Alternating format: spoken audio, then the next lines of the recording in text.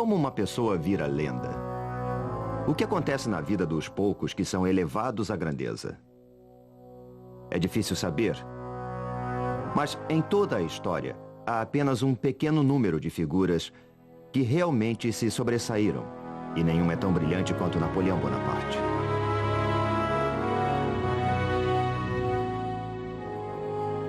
Este é o sepulcro do mais famoso líder do mundo. Um dos homens mais interessantes e complexos que já viveram. E uma das pessoas que mais admiro.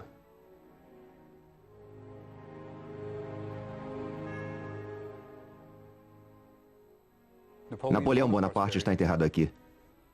Há mais livros escritos sobre Napoleão do que sobre qualquer outro homem. Mas ninguém fica famoso assim só porque foi um grande general. Ele era um gênio. Interessava-se por tudo. Arte, literatura, matemática. Sabe como são numeradas nossas casas? Números pares de um lado da rua, números ímpares do outro? Foi ideia de Napoleão. Apesar de toda a sua fama, houve um ano misterioso em sua vida sobre o qual não se sabe muita coisa. E foi quando o jovem general se transformou em Napoleão o Grande. Foi o ano que mudou o mundo.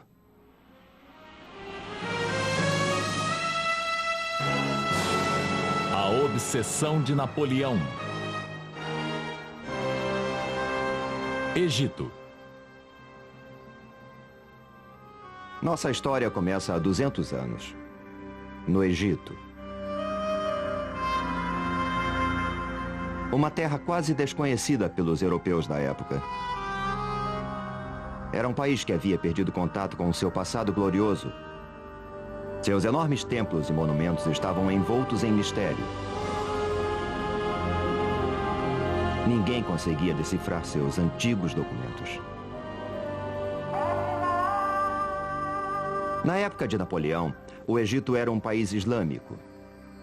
A silhueta da capital, Cairo, era dominada pelas mesquitas e minaretes dos fiéis. Napoleão só tinha 29 anos e acabara de impressionar o mundo com suas vitórias militares na Itália. Ele pretendia consolidar sua glória e sua fama conquistando o Egito. Mas por que o Egito? Bom, a França estava em guerra com a Inglaterra. E ao conquistar o Egito, Napoleão poderia bloquear as rotas de comércio entre a Inglaterra e sua possessão mais valiosa, a Índia. Mas havia outro motivo. Bonaparte ansiava por um novo desafio. Ele escreveu: "A Europa é como um cupinzeiro, desmorona facilmente. Meu momento de glória já passou e essa pequenina Europa não me deu toda a glória que mereço. Precisamos caminhar para leste. Foi lá que as grandes figuras foram buscar a glória." E na sua busca por glória e fama, Napoleão seguiria os passos de seu ídolo, Alexandre o Grande. Ele singraria para o Egito, aquela terra exótica que estava, havia séculos, isolada do mundo ocidental. Após semanas no mar, os franceses desembarcaram perto de Alexandria, que era então um porto sonolento, e tomaram a cidade enfrentando a fraca resistência. O Egito não era sequer governado por egípcios. Os guerreiros mamelucos controlavam o país. No século XIII, o sultão do Egito comprou 12.000 jovens escravos vindos das montanhas do Cáucaso, perto da Armênia, chamados de Mamluk ou mamelucos, e os treinou para formarem uma tropa de elite. Os mamelucos logo derrubaram o sultão, e desde então dominavam o Cairo. Em breve, Napoleão iria derrotá-los em combate, mas não seria tão fácil assim. Este é o deserto egípcio. É quente, muito quente. No verão, a temperatura chega a 55 graus centígrados. Hoje, recomenda-se aos turistas para que usem chapéu, roupas leves e bebam 1 litro de água por hora. Napoleão chegou em julho. Seus homens vestiam uniformes pesados de lã e não carregavam garrafas d'água. Por quê? Porque Napoleão era incrivelmente contraditório. Ele esmiuçava todos os detalhes de suas campanhas. Era um grande estrategista, mas quando queria alguma coisa, queria e pronto. E agora ele queria o Cairo, que ficava a 210 quilômetros de distância. E ele resolveu que seu exército iria marchar pelo deserto, sem mapas precisos, com suprimentos inadequados e quase sem água. Napoleão fazia economia com quase tudo, menos com a vida dos seus homens. Ao atravessarem o deserto, o calor era insuportável e as tropas começaram a despir seus uniformes. Enlouquecidos pelo calor e pela falta d'água, muitos soldados largaram para trás suas rações. Quando alguém está morrendo de sede, o que menos importa são biscoitos secos. Durante a marcha sobre o Cairo, a poeira arranhava suas gargantas e a areia queimava seus pés.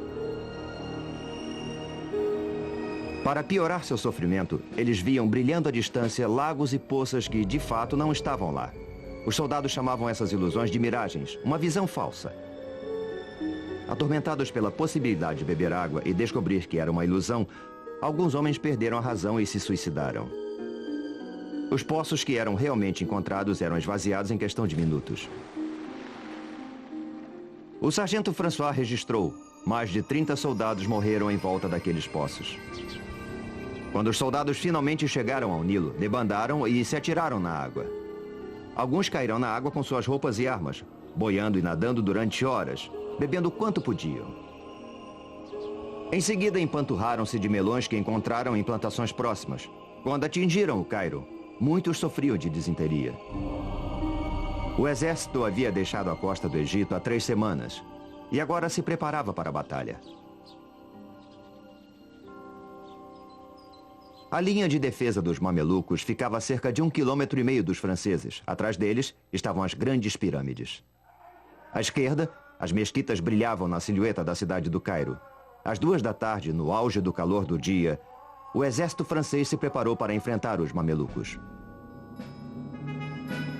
E os mamelucos não eram cavaleiros comuns. Eram uma força de elite, orgulhosa e destemida. Eles acreditavam que se morressem em combate, iriam diretamente para o paraíso. Suas tumbas eram grandes e elaboradas.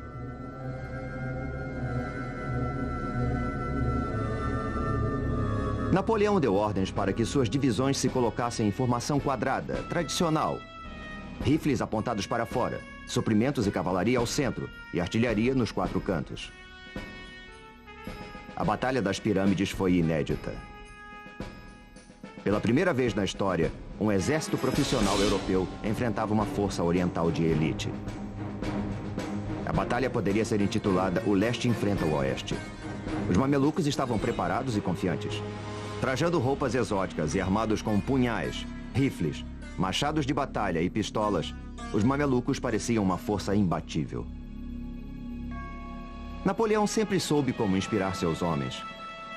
Ele gritou apontando para as pirâmides: "Soldados, 40 séculos nos observam." A cavalaria mameluca lançou-se contra os quadrados franceses. As disciplinadas tropas francesas aguardaram até que os mamelucos chegassem bem perto delas e contra-atacaram com uma rajada devastadora. O ataque foi repetido. O resultado foi o mesmo.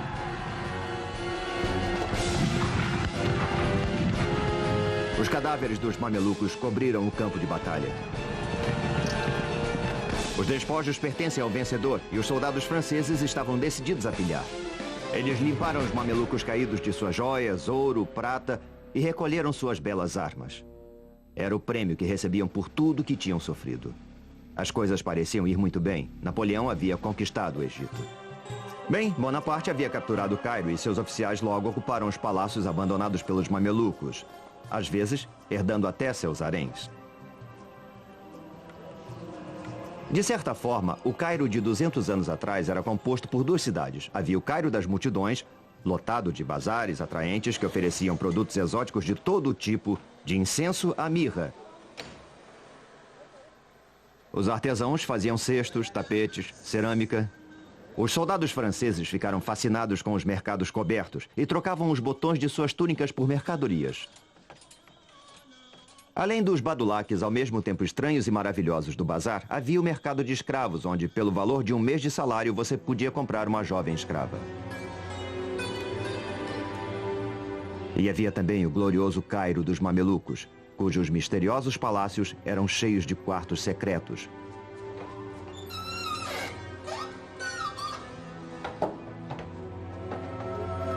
Onde as mulheres enclausuradas no harém observavam através de grades os homens falando e comendo. Os mamelucos viviam em um grande luxo, com mosaicos nos pisos e escadarias de mármore. alabastro e granito polido. Havia um banheiro em cada andar e as janelas eram de vidro. Napoleão ocupou a casa de um dos mamelucos que haviam fugido do Cairo. Mas havia mais do que palácios e luxo. Napoleão teve que enfrentar o fato de que os egípcios, pobres ou ricos, eram unidos por uma única coisa: uma devoção total por sua religião, o islamismo. E Bonaparte, que era pragmático, anunciou: eu não sou cristão e meu exército e eu queremos nos converter ao islamismo. Foi uma atitude muito louca. É como se o presidente dos Estados Unidos chegasse ao Cairo e anunciasse que ele e toda a sua comitiva iriam abraçar o Islã. É incrível. Mas é claro, é preciso lembrar que Napoleão acabara de vivenciar a Revolução Francesa. Ele era um radical e dizia coisas que nenhum outro general no mundo ousaria dizer. Mas havia um certo problema com a conversão em massa. Os islamitas não bebem álcool e todos os homens são circuncidados. Duas propostas que não eram exatamente do agrado dos soldados franceses. Com o exército acampado no Cairo, Napoleão deve ter ficado feliz. Ele acabara de derrotar os mamelucos e era o dono do Egito. Mas foi então que ocorreu um desastre. Napoleão, de fato, havia derrotado os mamelucos e se apossara do Egito. Mas sua sorte não duraria muito. Nesta baía em Abukir, na costa mediterrânea do Egito, Napoleão se depararia com o desastre. Sabe, ele não estava sozinho. A frota britânica, comandada pelo maior almirante da Inglaterra, Horatio Nelson, andava procurando seu inimigo, os franceses. E ele conseguiu finalmente encurralar sua presa em Abukir. O almirante francês queria levar sua frota para um porto mais seguro. Mas Napoleão insistiu que ela permanecesse em águas egípcias. Foi uma decisão que iria lhe custar caro. Isso porque a Baía de Abukir é um pesadelo para qualquer almirante. Uma baía rasa e sem proteção, que só é utilizada hoje por pescadores. E mesmo eles jamais sonhariam com passar a noite aqui, muito menos passar um mês ancorados neste local. O almirante francês Brie ancorou sua frota o mais perto da costa que ele julgava possível e mandou apontar todos os canhões para o mar aberto, prevenindo-se para o caso de Nelson vir a atacar, que foi exatamente o que aconteceu. Às 2 horas da tarde do dia do 1º de agosto, Nelson viu a frota francesa inteira ancorada na Baía de Abukir. Se ele parasse para aguardar o restante de sua frota, teria que esperar umas 6 horas para atacar. Ele só podia contar com 2 horas antes de o sol se pôr. Mas mesmo assim, Nelson resolveu se engajar na batalha naval mais espontânea de toda a história. Os franceses esperavam que os ingleses fossem respeitar as normas tradicionais de combate e aguardar o nascer do sol para alinhar seus navios em oposição aos navios franceses e abrir fogo contínuo até que um dos lados se rendesse. Mas Nelson resolveu romper com todas as normas e partiu direto para o ataque. Quando a frota britânica chegou mais perto da linha dos franceses, ficou claro que eles poderiam se meter entre a costa e os navios franceses que estavam ancorados. Os franceses não podiam imaginar que seriam atacados da praia, por isso não tinham nenhum canhão apontado naquela direção. E assim viraram alvos estáticos sem defesa. A batalha atravessou a noite e o rugir dos canhões e os gritos dos feridos e moribundos encheram o ar.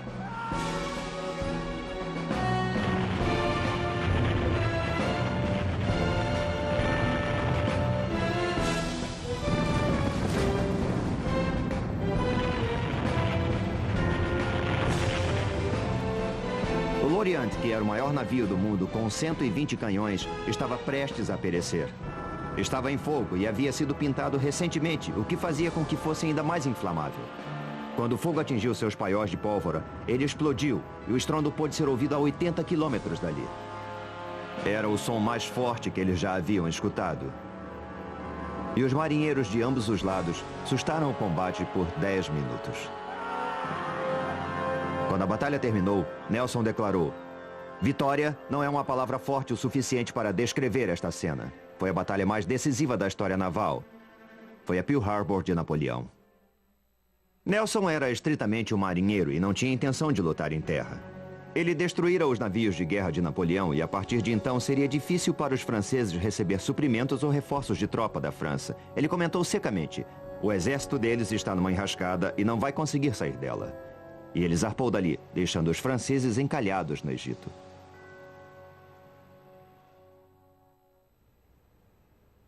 Imagine a situação de Napoleão. A sua frota havia sido destruída. Ele estava isolado. Não podia mandar vir nem suprimentos nem tropas da França. Era um desastre em termos militares. Mas como ele reagiria a tudo isso?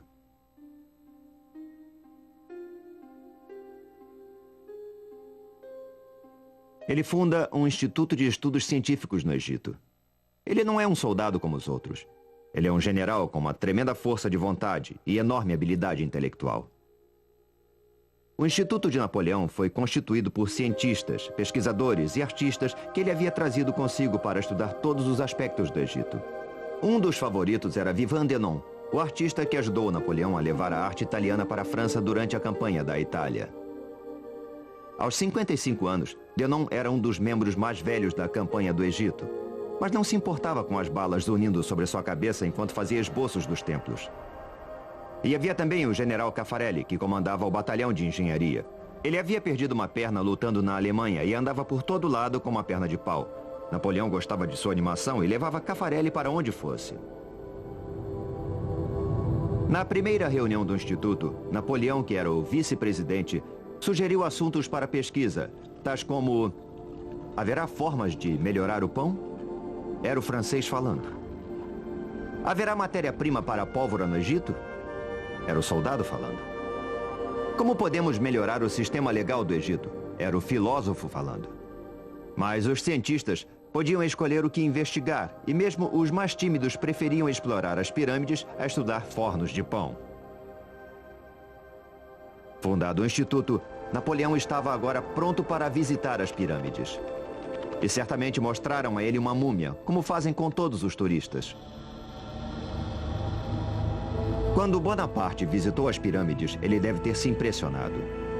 A Grande Pirâmide era 2 vezes mais alta que o mais alto prédio da França. Até a construção da Torre Eiffel, ela era a construção mais alta do mundo. Napoleão mandou que alguns de seus soldados escalassem a Grande Pirâmide, mas ele ficou na base. Com sua ativa mente matemática, ele calculou de cabeça que as pedras contidas nas 3 grandes pirâmides seriam suficientes para erguer um muro de 1 metro de espessura e 3 de altura, cercando toda a França. Enquanto Napoleão sonhava em construir um império oriental, seus problemas se avolumavam em Paris.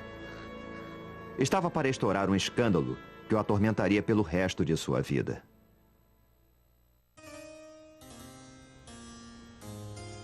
Antes de sair da França rumo ao Egito, Napoleão havia se casado com Josefina, uma viúva mais velha do que ele, que tinha péssima reputação. Logo que ele chegou ao Egito, Josefina começou a confirmar sua reputação de gastadeira e boa vida. Ela gastava o dinheiro de seu marido como se fosse água. Comprou Malmaison, um castelo nos subúrbios de Paris, e passou a mobiliá-lo em alto luxo. Ela era indiscreta. Exibia-se em Paris com uma série de rapazes elegantes. O povo começou a falar. Napoleão preferiu ignorar as cartas que chegavam a ele, acusando-a de infidelidade, tentando negar o óbvio. Napoleão entendia muito bem de homens. Ele conseguia que eles fizessem tudo o que ele queria. Mas quando chegava a vez das mulheres, ele ficava perdido. Não fosse assim, ele jamais teria se casado com Josefina. Napoleão teve finalmente que reconhecer a realidade da infidelidade de Josefina.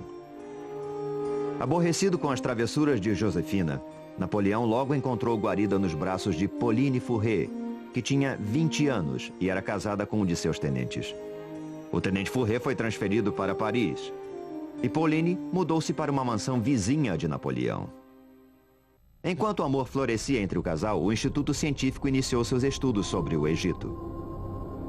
O artista Denon ficou maravilhado com a visão da esfinge e escreveu: embora suas proporções sejam colossais, os contornos que foram preservados são tão graciosos quanto puros.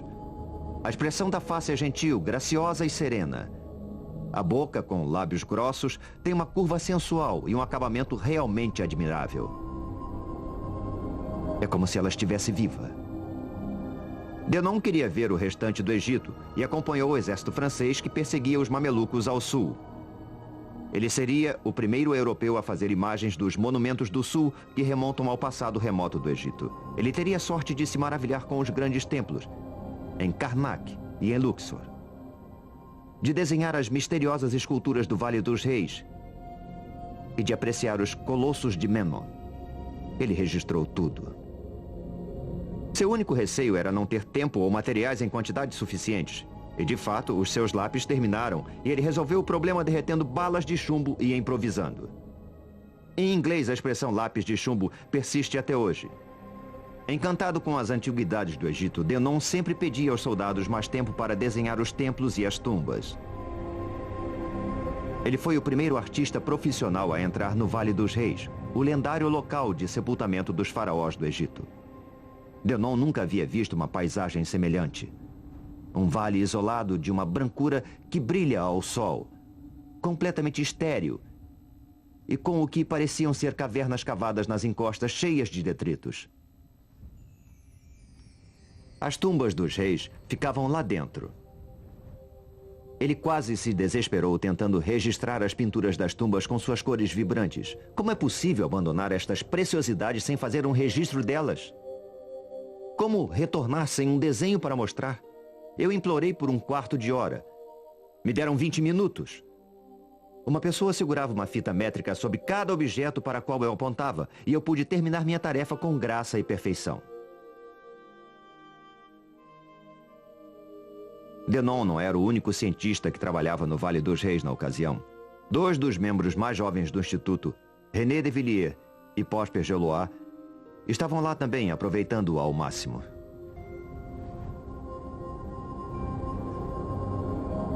Quando os faraós começaram a ser enterrados aqui, as pirâmides já tinham 1000 anos de idade. Eram monumentos muito antigos. Por isso, os reis do Egito escolheram um local sob uma pirâmide natural, para que ela velasse por suas tumbas.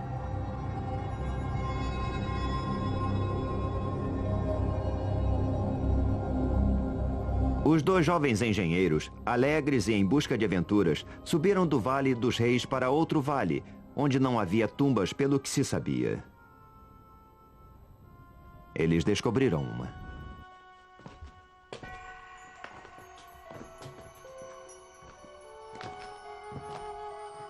Depois de se espremer por passagens descendentes, eles chegaram a um canal profundo, projetado para proteger a tumba da água, caso chovesse, o que era raro. E lá eles se depararam com o dono da tumba. Mas eles não sabiam quem era ele. Ainda decorreriam 20 anos antes que se pudesse decifrar os hieróglifos e ler os nomes. Nossos jovens amigos haviam descoberto a tumba de Amenhotep III, um dos maiores reis do Egito. Foi ele quem ergueu alguns dos mais importantes monumentos do Egito. Eles tampouco sabiam que Amenhotep reinou por 28 anos. Tempo bastante para construir uma enorme tumba. Eles exploraram os salões cheios de pilastras. Salas laterais cheias de mistério e pinturas mágicas nas paredes. Chegaram, por fim, à câmara fúnebre, onde encontraram o sarcófago violado. Mas Amenhotep não estava lá. Ladrões de tumbas do passado já haviam estado ali há milhares de anos. 2 séculos de pesquisa se seguiram aos 2 jovens cientistas. Os pesquisadores iriam descobrir tesouros incríveis no Vale dos Reis, múmias de faraós, o ouro de Tutankhamon. Mas Napoleão não chegaria a ver o vale. Uma revolta irrompera no Cairo, e ele lutava por sua vida.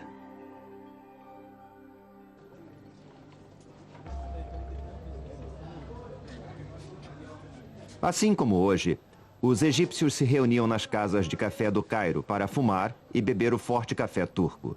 Nem pensar em leite por aqui. A conversa era sempre sobre política e sobre a invasão francesa, mas os sussurros eram de revolta. Napoleão começava a perder controle sobre a cidade. Durante o tempo todo, Bonaparte tentou convencer os egípcios de que ele era um islamita, como eles, amigo deles e seu libertador. Eles nunca acreditaram nele. Além disso, os impostos que ele impusera para financiar seu exército os asfixiavam. E ainda havia outros problemas. Um escritor árabe da época anotou: a presença dos franceses no Cairo era intolerável. Especialmente quando os egípcios viam suas próprias mulheres e filhas caminhando pelas ruas sem véus, parecendo serem de propriedade dos franceses, com quem eram vistas em público e com quem dormiam. Perante esses fatos, os islamitas morriam de vergonha. A revolta começou a ferver. Os líderes religiosos do Cairo pregavam de seus púlpitos contra os infiéis franceses, e no dia 21 de outubro, espolcou a revolta. Um dos líderes religiosos gritou: que todos os que acreditam no único Deus se encaminhem para a mesquita de Al-Azhar. Hoje é o dia de lutar contra o infiel. Às 6 da manhã, os fiéis do Islã já estavam correndo pelas ruas apinhadas do Cairo, carregando paus e mosquetões. Não demorou muito e pequenos grupos de soldados franceses foram atacados e o general Dupey, que comandava a região do Cairo, foi morto. Napoleão, enfurecido, ordenou de seu quartel-general que todos os canhões da cidadela fossem apontados para a mesquita de Al-Azhar e que abrissem fogo sobre ela e tudo que houvesse ao seu redor. O canhonaço durou 12 horas.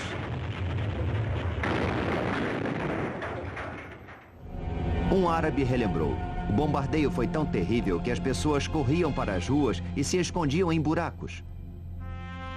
Finalmente, os egípcios escondidos na mesquita se entregaram. As cicatrizes do bombardeio podem ser vistas até hoje. Mas foi nesse episódio que Napoleão realmente se excedeu. Seus soldados entraram a cavalo na mesquita. Isso é insuportável. Você não entra numa mesquita nem de sapatos. Nenhum islamita permitiria isso. Assim como a revolta do Cairo terminou, acabaram-se também todas as chances de Napoleão vir a ter qualquer apoio islamita. Quando os cheques procuraram Napoleão no dia seguinte, ele se dispôs a perdoá-los. Ele até encomendou um quadro onde aparecia perdoando os líderes da revolta. Eu sei que muitos de vocês foram fracos, mas prefiro acreditar que nenhum de vocês seja culpado. Mas quando os cheques saíram, Napoleão ordenou que todos os que haviam participado da revolta fossem presos e levados para o quartel-general do exército na cidadela. Lá, em segredo, de madrugada, os rebeldes foram decapitados e seus corpos lançados ao Nilo. Napoleão estava aprendendo a se comportar como um ditador oriental. Napoleão só havia passado 4 meses no Egito, mas muita coisa já havia acontecido. Ele derrotara os mamelucos, estabelecido um instituto científico, perdido toda uma frota, esmagado uma revolta e descoberto que sua esposa, Josefina, o traía. Agora ele enfrentava outro problema. Os turcos estavam concentrando tropas na Terra Santa. Bonaparte resolveu marchar até lá e destruí-los antes que eles se tornassem uma ameaça séria contra ele. Seu exército passou por muitas vilas, sem sofrer resistência, e chegou a Jaffa, que hoje é um subúrbio de Tel Aviv. Por trás dos muros da cidade, 3.000 soldados turcos uniram-se aos cidadãos para resistir. Napoleão bombardeou a cidade com tudo o que tinha. Finalmente, ele enviou emissários para negociar as condições da rendição. Mas os turcos mataram os emissários e mostraram suas cabeças do alto das fortificações. Quando as tropas francesas conseguiram, por fim, tomar a cidade, foram à loucura. Napoleão anotou em seu diário: a fúria dos soldados estava no seu auge. Todos foram mortos na espada. Ao ser saqueada, a cidade experimentou os horrores de ser arrasada. O massacre foi terrível. Os soldados viraram animais, enfiando baionetas em velhos e bebês, estuprando meninas ainda presas aos braços dos cadáveres de suas mães, enquanto o ar se enchia com os gritos de piedade dos doentes e dos velhos. Mas isso foi só o princípio. Nem sempre esta praia foi cena de diversão familiar ou de natação. Quando Napoleão esteve aqui, 3.000 soldados turcos, aos quais os oficiais de Bonaparte haviam garantido tratamento de prisioneiros de guerra, renderam-se. Quando Napoleão viu seus oficiais retornando com milhares de prisioneiros, perguntou: o que vou fazer com eles? Escoltar os prisioneiros de volta ao Cairo mobilizaria um número enorme de soldados. Absorvê-los no exército seria muito difícil. Alimentá-los? Impossível. Libertá-los? Impensável. Aconteceu uma coisa terrível aqui há 200 anos. Napoleão mandou matar 3.000 prisioneiros turcos. Eles foram ordenados a marchar até a praia e os franceses abriram fogo. O mar ficou logo vermelho com tanto sangue. E os soldados receberam ordens para usar baionetas, para economizar munição. Um massacre assim jamais ocorreria na Europa. Mas Napoleão não estava na Europa. Ele estava se comportando como um déspota oriental. E sabe, foram precisos 3 dias para matar todos aqueles prisioneiros turcos. E até mesmo os turcos que nadaram para ilhotas distantes foram caçados e mortos à baioneta para economizar balas. Napoleão precisava de toda a munição que ainda tinha. Seus problemas estavam apenas começando.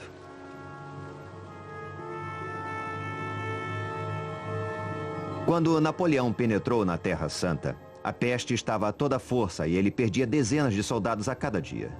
Para minorar o sofrimento de suas tropas, Napoleão abriu um hospital em Jaffa, que ficou logo atulhado de vítimas. Todos estavam aterrorizados com a peste.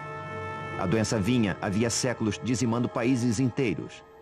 Ela parecia não ter origem e ninguém sabia o que a causava. O que as pessoas sabiam era que ela levava a uma morte horrível, começando com uma febre e feridas enormes que cobriam todo o corpo. A febre aumentava, a língua inchava e a pessoa tinha uma sede insuportável. A peste matava dezenas de homens todo o dia. Pior do que a perda dos soldados, a peste estava desmoralizando o exército de Napoleão. E os soldados tinham medo de tratar seus colegas doentes. Napoleão tinha que dar um basta ao pânico. E então ele declarou que a causa da peste era o medo e que a coragem era a cura. Como o diagnóstico médico não era essas coisas, mas queria provar sua tese. Ele foi então até o hospital da peste.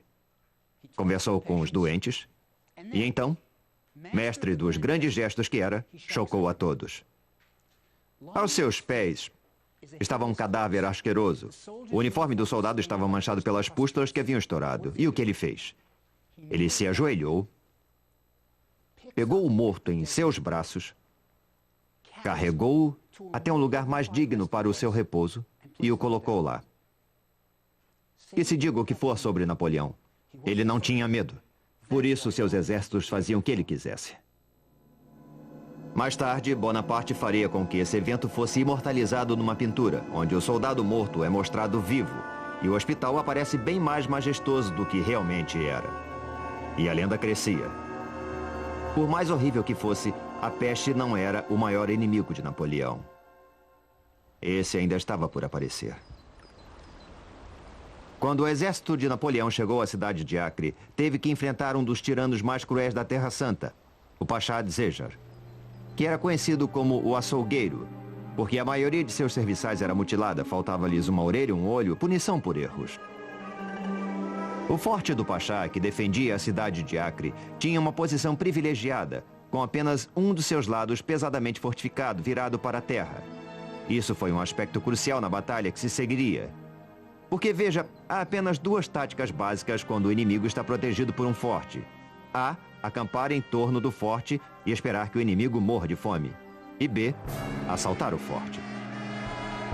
Mas Napoleão não poderia matar o Pachá de fome, porque a frota inglesa, também sua inimiga, navegava até o forte e supria Dzejar com todas as provisões que necessitasse. Só restava o plano B, assaltar o forte. Mas isso também tinha lá seus problemas. O forte era muito bem protegido e armado com alguns dos maiores e melhores canhões de todo o Oriente Médio. Napoleão havia perdido toda a sua artilharia pesada quando a sua frota foi afundada pelos ingleses. E atacar um forte tão bem armado, sem armas pesadas, seria um suicídio militar. Qualquer outro general teria desistido. E o que fez Napoleão? Ele atacou o forte. Como eu já disse, ele só tinha 29 anos e nunca havia perdido uma grande batalha. Mas o assalto seria extremamente difícil. Os ingleses haviam assestado canhões numa pequena ilha perto da costa para proteger a área mais vulnerável do forte, o portão principal da cidade. O auxiliar capenga de Napoleão, Caffarelli, percebeu logo que eles deveriam atacar o lado do forte oposto aos canhões ingleses. E ele decidiu atacar uma torre de canto. Se ela fosse rompida, os franceses poderiam entrar de assalto no forte. Mas para chegar a ela, eles teriam que cruzar um fosso. Caffarelli supervisionava a operação, claudicando.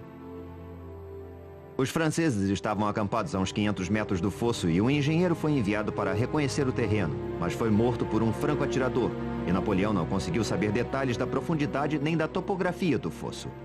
De onde estavam só podiam ver um declive suave, descendo para o fosso. Quando o exército atacou, ficou claro que o declive terminava de forma abrupta. E à frente havia uma queda livre de cerca de 6 metros. Os franceses tentaram desesperadamente construir escadas para descer ao fundo do fosso e subir do outro lado. Mas isso era impossível, porque os homens de Dzéjar atiravam neles e o fosso virou uma armadilha mortal.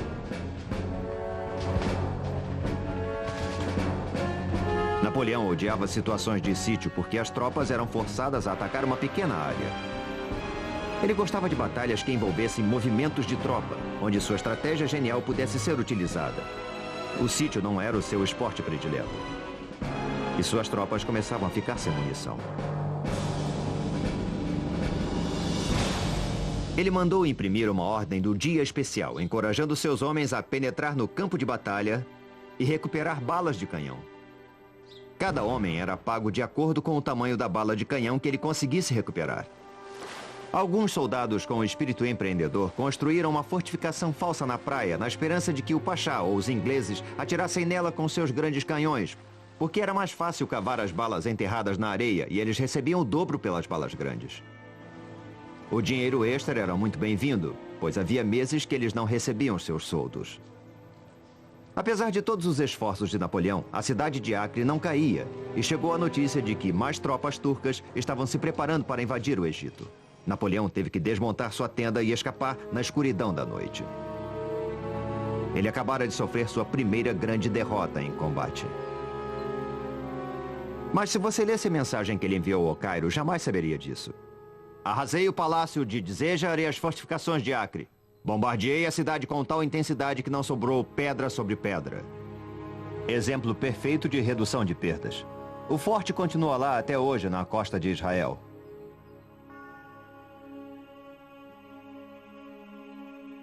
Mas ele não podia esconder as baixas. O auxiliar predileto de Napoleão, o Caffarelli, de uma perna só, teve o braço esmagado por uma bala de canhão e morreu 18 dias depois. Ele está enterrado aqui. Enquanto a tropa marchava de volta ao Cairo, Napoleão matutava sobre decisões muito difíceis.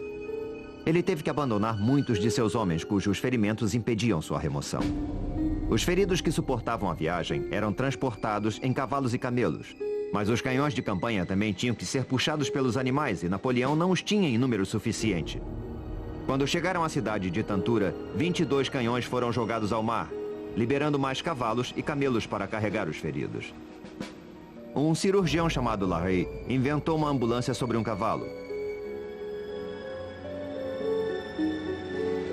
Napoleão caminhava. Quando a tropa atravessou Jaffa, onde os soldados turcos haviam sido massacrados, Napoleão teve que tomar mais uma decisão difícil. Os soldados do Hospital da Peste estavam doentes demais para serem removidos e os turcos estavam se aproximando. O pitoresco mosteiro armênio que abrigou tanto sofrimento está hoje em péssimo estado. De pé aqui, eu posso imaginar os gritos delirantes dos homens que aguardavam a morte. E foi nestes quartos que se desenrolou uma trama moral há 200 anos. Napoleão ordenou que os franceses que sofriam da peste fossem envenenados para não deixá-los serem torturados pelos homens de Dzéjar. O veneno foi ministrado pelo farmacêutico-chefe do exército que deliberadamente deu a cada paciente uma dose muito pequena, por isso alguns sobreviveram para contar a história. Tempos depois, Napoleão insistiu que o veneno havia sido colocado na cabeceira de cada paciente, para que eles o tomassem voluntariamente para morrer em vez de cair nas mãos do inimigo. Quando o exército se aproximava do Cairo, Napoleão ordenou uma parada. Ele tinha um plano. Os feridos foram deixados em povoados fora da cidade. Os saudáveis entraram em formação e com as bandeiras capturadas à frente e a banda tocando a toda altura, o exército entrou triunfal no Cairo, pela Bab el-Nasser, o Portão da Vitória. Ele não só entrou pelo Portão da Vitória, como renomeou suas torres com nomes de seus compatriotas. Ainda é possível ver as inscrições. Napoleão era um herói, ou pelo menos, Era essa a sua versão dos fatos. Ele sabia que a campanha do Egito estava perdida. Mas ele mesmo estava longe do fim. Napoleão compreendeu que a campanha do Egito estava perdida. Ele havia sido completamente derrotado em Acre. Perdia centenas de homens a cada dia por causa da peste e não tinha como obter reforços. Bom, se ele não tinha chegado à glória no Egito, talvez chegasse na Europa. Ele mandou chamar o seu subordinado direto, o general Kleber, ao forte em Roseta. Mas Napoleão não pretendia estar presente ao encontro. Quando Kleber chegou ao forte, Napoleão já estava a quilômetros de distância, na costa de Alexandria, a bordo de um navio. Ele iria abandonar o Egito para sempre. Ele não disse nada a Pauline, sua amante. Não contou ao exército. Não disse nada nem ao seu subordinado direto, general Kleber. Eu acho que ele não queria ficar frente a frente com Kleber. Ao invés disso, ele deixou um pacote que continha uma carta. Essa carta revela muito sobre o caráter de Napoleão. Aqui ele diz que notícias que recebera da Europa haviam forçado sua ida à França. E aqui embaixo ele diz: eu sofro ao ter que deixar meus soldados de quem tanto gosto, mas vai ser uma separação temporária. Boa sorte. Pobre Kleber. Passou a chefiar um exército dizimado pela peste, sem esperança de receber reforços. E ainda mais. Napoleão ordena que os impostos sejam cobrados e que prossigam as vitórias militares. Napoleão conseguira de novo. Ele deu uma aparência positiva ao seu próprio desastre militar. E o truque funcionou. Bonaparte voltou a Paris, não como um general derrotado que abandonara um exército dizimado. Ele voltou como um herói. Ele mandou que fossem cunhadas medalhas que o mostravam como libertador do Egito. E passou a comemorar vitórias que nunca existiram. Numa das medalhas, ele aparecia entrando no Egito como um imperador romano, numa carruagem puxada por 2 camelos. Bobagem total. Ele perdera a metade de seu exército, mas todo mundo acreditava na versão dele. Em poucas semanas, ele governava a França. Os seus sonhos de glória mudaram o rumo de muitas vidas. O general que ele deixou no comando, Kleber, foi assassinado no Cairo, menos de um ano depois. O exército continuou a ser dizimado pela peste e finalmente se rendeu aos ingleses em 1801. Os sobreviventes se sentiam felizes apenas por não terem perdido a vida. E os cientistas? Continuaram a colecionar antiguidades, pássaros e plantas até o dia da rendição. Quando eles souberam que todos os seus desenhos e coleções seriam confiscados, preferiram ir para a Inglaterra com seus espécimes do que voltar para a França sem eles. Os ingleses foram bonzinhos e deixaram que ficassem com tudo. Bom, com quase tudo. Sabe, alguns dos pesquisadores passaram todo o tempo copiando as inscrições em hieróglifos na esperança de que isso facilitasse a tarefa de decifrar a antiga linguagem. Aí eles deram sorte. Quando os soldados estavam escorando as fundações do forte em Roseta, encontraram antigos blocos de pedra marcados com hieróglifos. Um desses blocos, uma pedra grande, tinha inscrições tanto em hieróglifos quanto em grego arcaico. Eles sabiam que haviam encontrado uma coisa muito importante.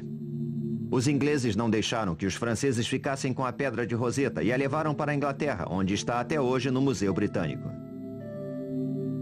20 anos depois, um estudioso francês chamado Champollion, examinando a pedra de Roseta, conseguiu decifrar o código e ler os hieróglifos pela primeira vez em 2000 anos. E fica claro que os hieróglifos foram decifrados em decorrência da paixão de Napoleão pela glória. Foi o início da egiptologia moderna que talvez seja o maior legado de Napoleão. E Napoleão?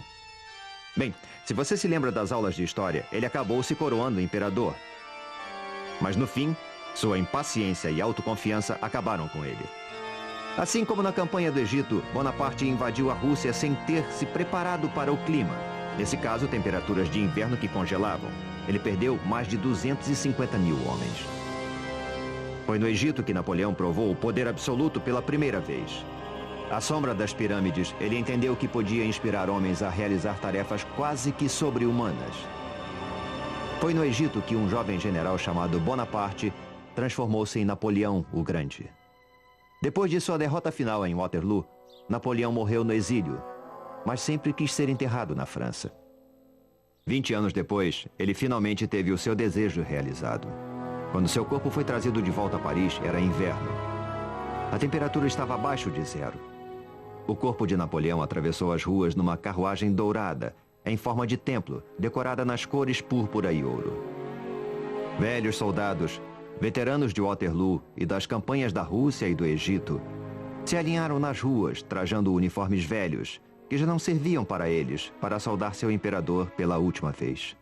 Foram distribuídas 36 mil entradas para o funeral. Mas a lenda era tão forte que houve mais de 250 mil pedidos. Apesar de suas falhas, Napoleão Bonaparte foi um grande homem. Um visionário que não respeitava limites. E seus homens se orgulhavam de terem participado de suas visões. E lá está ele, sob o grande domo. E o seu epitáfio: que ele descanse sob o domo.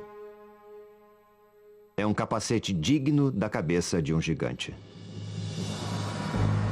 Versão brasileira Sincrovídeo.